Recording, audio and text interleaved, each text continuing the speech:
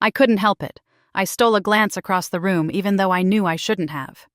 Curiosity's a tricky thing, always showing up when you least want it. The community center was transformed tonight, dripping with elegance.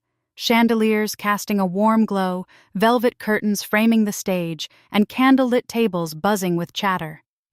It was my little sister Chloe's night, a gala to honor her for raising $50,000 through her art auction for the Children's Hospital. She deserved every second of this. But there he was, Lucas, my ex-husband, lounging at a table near the front, that familiar smirk tugging at his lips. Beside him sat Penelope, his fiancée, all diamonds and sharp edges, her laughter slicing through the air like a warning bell. This was supposed to be Chloe's moment, not his stage to steal. Before we dive in, a quick note. If you haven't subscribed to our channel yet, I'd love for you to hit that subscribe button and tap the bell so you never miss our latest stories. Your support means everything. If you find this video valuable, please give it a like. I'd also love to hear where you're watching from. Drop your city in the comments below. Chloe and I, along with our amazing community, can't wait to connect with you. Now, let's get into the story. I adjusted the hem of my navy silk dress, the fabric cool against my skin, and smoothed a hand over my hair. Chloe stood beside me as we entered, her emerald gown catching the light with every step. At 19, she wasn't a kid anymore. She was a force, quiet but fierce, her hazel eyes bright with something I hadn't seen in a while. Hope. She clutched her sketchbook, the one she'd poured her soul into, like it was her shield. Our grandmother, Ruth, settled into the seat next to me, her pearl necklace gleaming against her black sweater. She leaned close, her voice a soft hum. "She's a marvel, just like you, Scarlett. Tonight's her night." On my other side, my teenage brother Ezra tugged at his tie, muttering under his breath, "Why is it so fancy? I'm starving." But his eyes kept darting to Chloe, full of that big brother pride he'd never admit out loud. The room buzzed with anticipation. Servers wove through the crowd with trays of champagne, and the soft clink of glasses mingled with the murmur of small talk. I'd helped Chloe pick that dress weeks ago, insisting it matched her spirit. Vibrant, understated, strong. She'd rolled her eyes when I suggested a little makeup, but tonight she'd let me dab on some mascara, joking, "So I don't look like I'm still in high school." I laughed then, but now, watching her take her seat near the stage, my chest swelled. This wasn't just about the money she'd raised. It was about the years of late nights, the sketches she'd torn up in frustration, the way she'd turned pain into purpose after our parents passed. I was so proud I could hardly breathe. Then I saw them. Lucas and Penelope. He looked annoyingly good. Tailored suit, clean shave, that lazy confidence I used to mistake for charm. She was a vision, blonde hair pinned up, her diamond necklace catching the light like a spotlight. They didn't belong here, not really. Lucas never cared about charity when we were married. He'd scoff at my late shifts at the diner, saying, "You're wasting your time, Scarlett. You'll never be more than this." 3 years ago, he'd walked out, trading me for Penelope's glossy world of Instagram filters and designer bags. I'd rebuilt my life since then, piece by piece, for Chloe, for Ezra, for me. So why did seeing him still twist a knot in my stomach? Why did that old shame creep up my spine, whispering I'd never be enough? Ruth patted my knee, her grip firm. "She's going to shine tonight. You'll see." Ezra leaned in, his voice low. "Why is he even here? Doesn't he hate this stuff?" I didn't answer.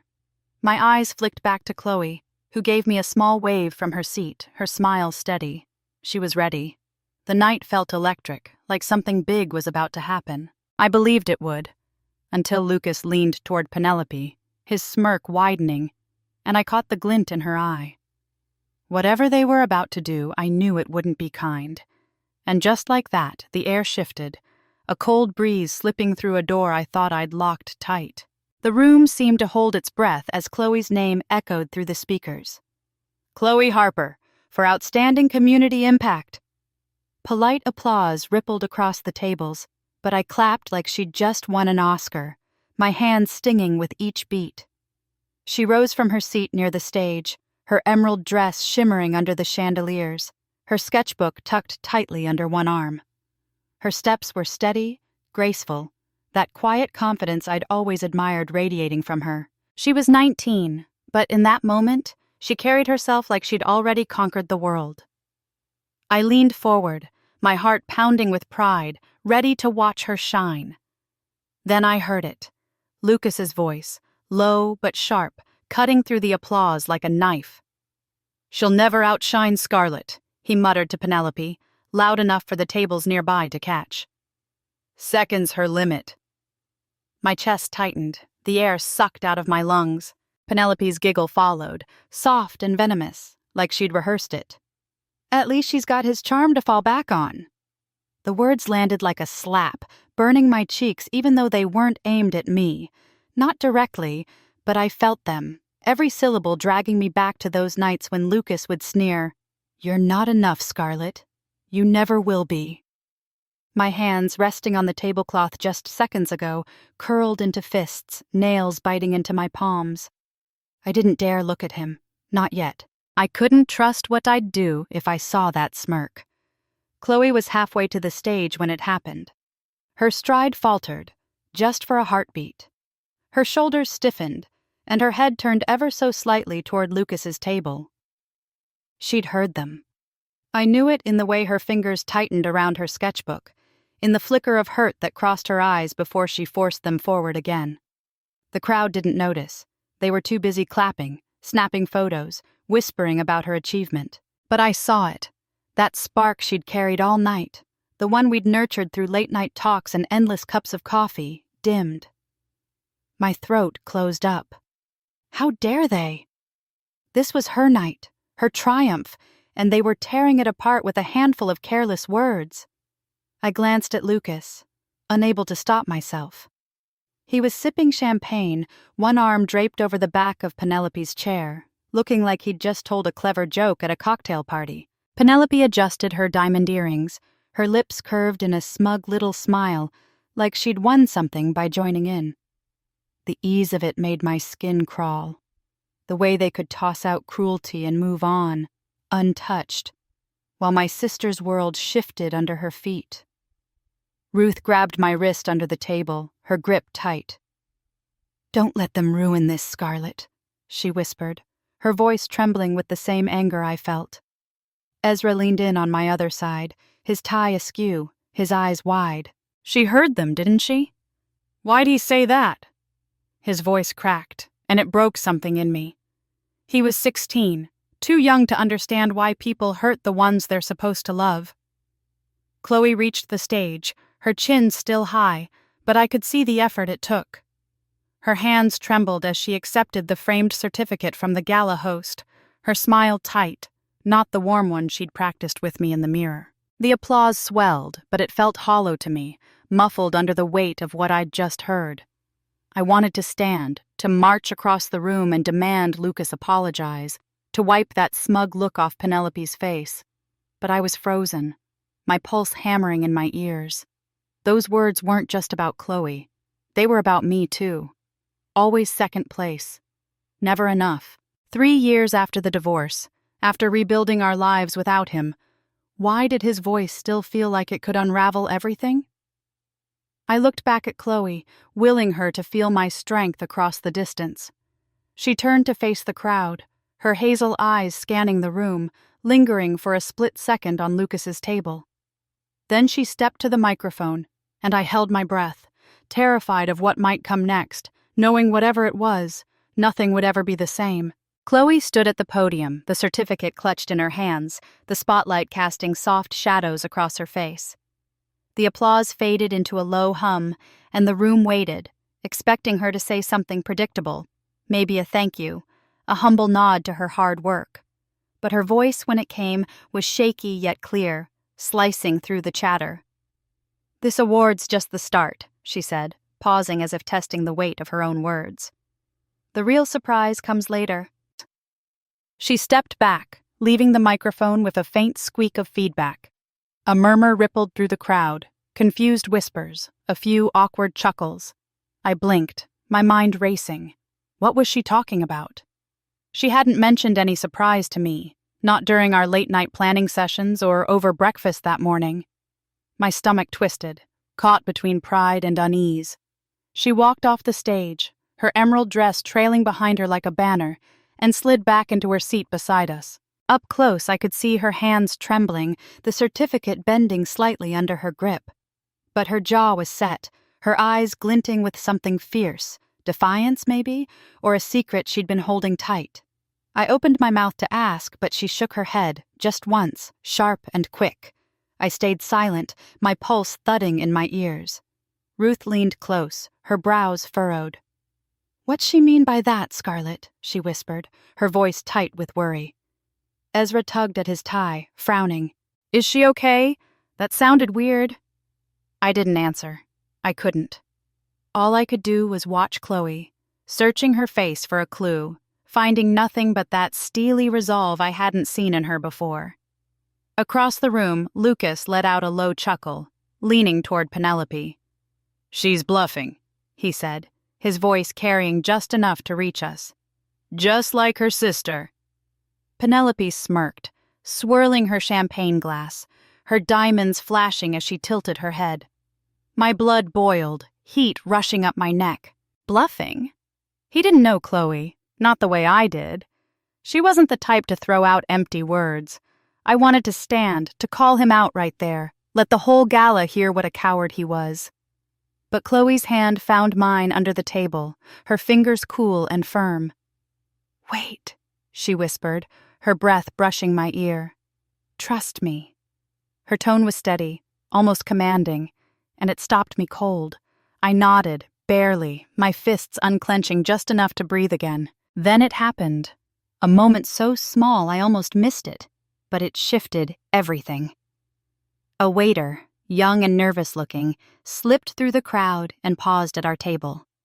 He didn't say a word, just slid a folded note into my hand before disappearing back into the sea of tuxedos and gowns. I stared at it. A plain square of paper, my heart kicking up a notch. Ruth noticed, her eyes narrowing. "What's that?" she hissed. Ezra craned his neck, curious. "Open it, Scar." I unfolded it with shaky fingers, the words scrawled in black ink hitting me like a jolt. "Check the auction totals.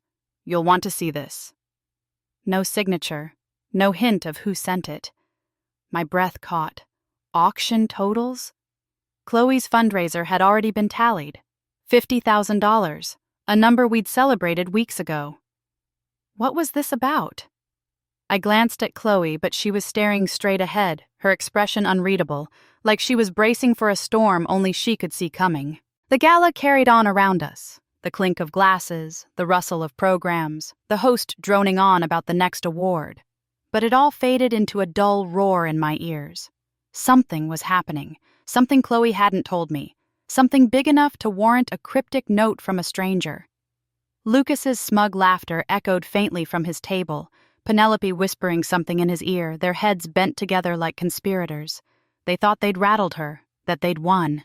But as I watched Chloe fold her certificate in half, not carelessly but deliberately, like it was just a stepping stone, my gut told me they were wrong. Whatever she had up her sleeve, it was about to turn this night upside down. And I wasn't sure any of us were ready for it. Not even me. The gala host stepped back to the podium, his polished shoes tapping against the stage. He held a sealed envelope, thick and gold embossed, and tapped the microphone twice. "Now, for tonight's top honor," he said, his voice booming. "This goes to the individual whose efforts tripled our fundraising goal, $150,000 for the Children's Hospital." The room went still, a collective inhale hanging in the air. My mind spun. Tripled? Chloe had raised $50,000. I'd seen the totals myself. The host tore open the envelope, paused for effect, then grinned. "That person is Chloe Harper." A gasp swept through the crowd, sharp and electric. Chloe stood, her movement slow, regal, like she'd been waiting for this all along. My jaw dropped. $150,000? How? When? She crossed the stage, her emerald gown catching the light, every step deliberate. The crowd erupted, claps, cheers, a few stunned whispers. I couldn't move, couldn't breathe. Across the room, Lucas sat forward, his smirk gone, replaced by a blink of disbelief. Penelope's glass clinked hard against the table as she set it down, her lips parting in shock. Chloe took the envelope from the host, her hand steady now, and turned to the microphone. The room hushed, waiting. Then she spoke, her voice clear, cutting through the silence. "I didn't do this alone," she said. "My sister Scarlett donated her entire savings, $20,000, to push us over the edge. She's the real hero here." My heart stopped. The air rushed out of me. I'd given that money weeks ago anonymously, scraping together every dime from my diner tips to help her cause. I never told a soul, not even her. The crowd turned, eyes locking onto me. Ruth gasped beside me, her hand flying to her mouth. Ezra's jaw dropped, his tie forgotten. "You did what?" he hissed. I couldn't answer. My throat was too tight, my eyes burning. Chloe wasn't done. She looked straight at Lucas, her gaze unflinching, and her voice grew sharper. "Some people think second place is my limit," she said. "They've said it my whole life, that I'd never measure up, that I'm just a shadow of someone else. But I learned from the best. Scarlett taught me how to win without shouting, how to rise when everyone expects you to fall." The words hit like thunder. Lucas's face drained of color, his hands gripping the table's edge. Penelope's smirk twisted into something ugly, her fingers frozen around her glass. The room was silent for a beat, too stunned to react. Then it exploded. Applause roared, chairs scraped as people stood, a wave of sound crashing over us. I pressed a hand to my chest, my pulse racing so fast I thought it might burst.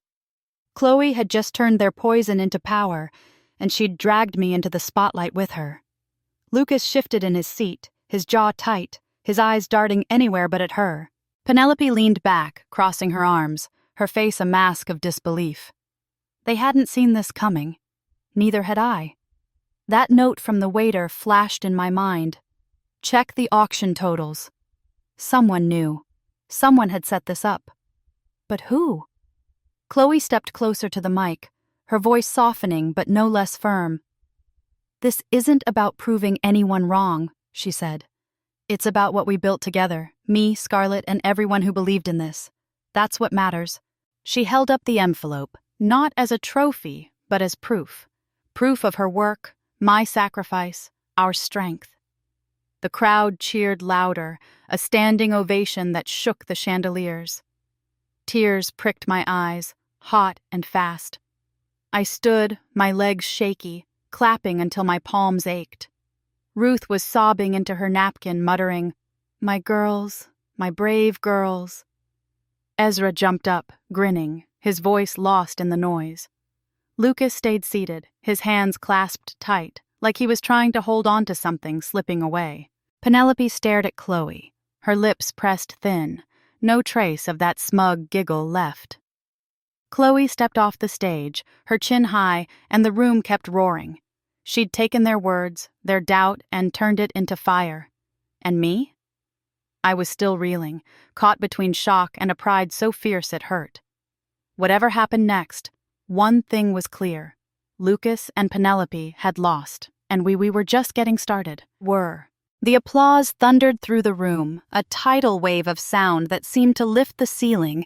I stood there, tears streaming down my cheeks, my hands raw from clapping.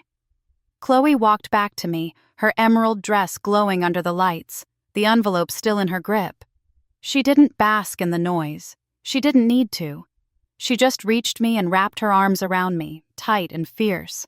I hugged her back, my breath hitching as the crowd kept cheering. Ruth was a mess beside us, sobbing into her napkin, her pearl necklace trembling against her chest. "My girls," she kept saying, over and over. Ezra stood too, grinning wide, his tie a crumpled knot.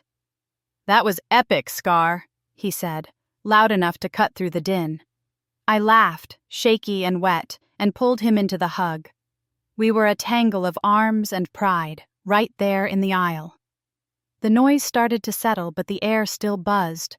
I felt a shift behind me, a shadow moving closer. I turned my head, and there was Lucas, standing a few feet away, hands shoved deep in his pockets. His face was unreadable, caught somewhere between guilt and something softer I couldn't name. "Didn't know you had it in you," he mumbled, his voice low, almost lost in the fading applause. My spine stiffened. I stepped out of Chloe's embrace, facing him square. "You don't get to talk now," I said, my words sharp, final. He froze, his mouth opening then closing. He nodded once, quick and stiff, and sat back down. Penelope leaned toward him, her lips moving fast with a whisper, but he didn't respond. She glared at her shoes, her arms crossed tight. For once, they had nothing to say. Later at home, Chloe and I sat on the porch steps, the night cool and still around us. Her award rested between us, the gold lettering catching the glow from the street lamp. She'd kicked off her heels the second we walked in, her bare feet curled under her dress. I sipped a mug of tea, the warmth steadying my hands. She was quiet for a long time, then turned to me, her hazel eyes soft but sure. "I heard him, you know," she said. "Lucas. When he said I'd never outshine you, that second place was my limit. It hurt." She paused, tracing the edge of the envelope. "Not because I believed it, but because he did. He really thinks I'm less because I'm like you." My chest ached, old wounds flaring. I nodded slowly. "I used to think that too," I admitted, my voice barely above a whisper. "That I wasn't enough. But not anymore." She smiled, small and real. "He's wrong about us both." The drive home had been peaceful, the kind of quiet that settles after a storm. Ezra had sprawled in the back seat, earbuds in, humming off-key, still buzzing from the night. Ruth had hugged us both in the parking lot, her voice cracking as she said, "You've raised a warrior, Scarlett." Now, sitting here with Chloe, I felt it, whole, for the first time in years. Lucas's shadow didn't reach us anymore. Chloe leaned her head on my shoulder, her breathing steady. "That speech," she said softly, "it wasn't just for him. It was for me. I needed to say it out loud." I rested my cheek against her hair, and I needed to hear it. We stayed like that a while, the crickets humming in the background, the weight of the night sinking in. Then I spoke, my voice firm. "If anyone's ever made you feel small, overlooked, like your story's already written, remember this. The strongest victories don't need noise. They stand on truth, quiet and unshakable. That's what Chloe and I learned tonight." She nodded, squeezing my hand. I smiled into the dark. "So, if this story hit you, if it made you feel something, hit that like button. Share it with someone who needs it. Subscribe if you want more. We've got plenty of real, raw moments to come. Tell us your story in the comments, or just say hi. We're here together, and that's what counts." The night stretched out ahead, calm and hours, and for once I knew we'd won more than a gala. We'd won ourselves.